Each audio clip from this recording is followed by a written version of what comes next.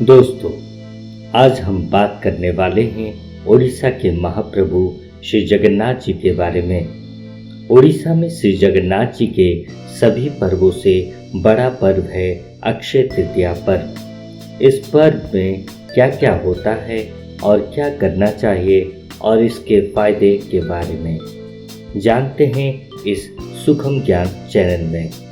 तो और देर न करते हुए आगे बढ़ते हैं। श्री जगन्नाथ जी के यात्रा में से बड़ा यात्रा अक्षय तृतीया माना जाता है। ये एक महत्वपूर्ण स्थान अधिकार करते आ रहा है। इस दिन को रसमय तिथि अमृतमय यात्रा माना जाता है। यह साल का प्रथम माह का प्रथम यात्रा एवं श्रेष्ठ यात्रा में परिगणित है। वैशाख माह शुक्ल तृतीया के दिन इस यात्रा को मनाया जाता है। उड़ीसा एक कृषि प्रधान देश है। इस दिन धान के बीज को खेतों में सिंचना प्रारंभ होता है। ये प्रारंभ होता है अखीमुठा से, इसलिए इसका नाम अक्षय तृतीया नाम से माना गया है।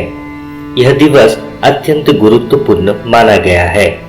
यह भविष्य पुराण और विष्णु धर्मोत्तर पुराण में लिखित है। इस दिवस में दान पुण्यों को सर्वश्रेष्ठ माना गया है।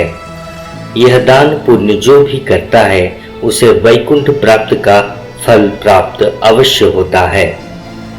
अक्षय तृतीया के इस पवित्र अवसर में महाप्रभु श्री जगन्नाथ, श्री बलभद्र एवं मां सुभद्रा जी के तीनों रथों का निर्माण कार्य का शुभारंभ का विधि प्रारंभ होता है। श्रीअंग से 3 ठो आज्ञा माला लेके तीनों रथों को निर्वाण के स्थान में पहुंचाया जाता है और तीनों रथों का कार्य प्रारंभ होता है।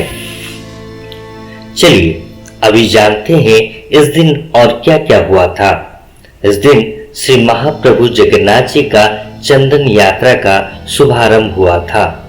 इस दिन मां गंगा स्वर्गपुर से मध्य धाम को अवतरण किए थे और इस दिन सत्ययुग का आरंभ भी हुआ था और उसके साथ और भगवान विष्णु सत्यनारायण के रूप में आज के ही दिन में पैदा हुए थे। महाप्रभु श्री जगन्नाथ जी के इस यात्रा को द्वादश यात्रा से माना गया है, क्योंकि यह 12 यात्रा, 12 महीना, 12 तिथि, 12 समय होते हैं।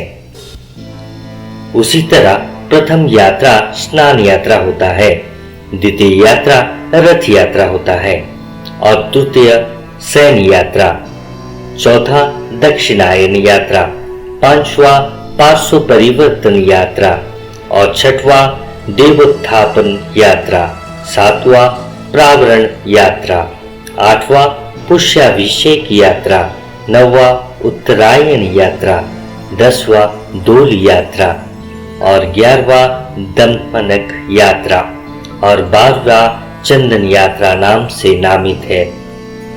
और इस अक्षय तृतीया के दिन जो कोई भी सुगंध चंदन से श्री महाप्रभु को सुवासित करेगा उसे चतुर्वर्ग का फल प्राप्त होगा और वो पवित्र बंधन से बांध लिया जाएगा। इसलिए प्रभु भूदेवी जी का अति प्रिय पर्व यह माना गया है। इस दिन माता लक्ष्मी देवी को नमन करके यही प्रार्थना किया जाता है कि हे माता, इस संसार में कुछ भी नुकसान ना हो, सब कुछ अक्षय हो। इसीलिए इस दिवस को बहुत ही पुण्य माना गया है।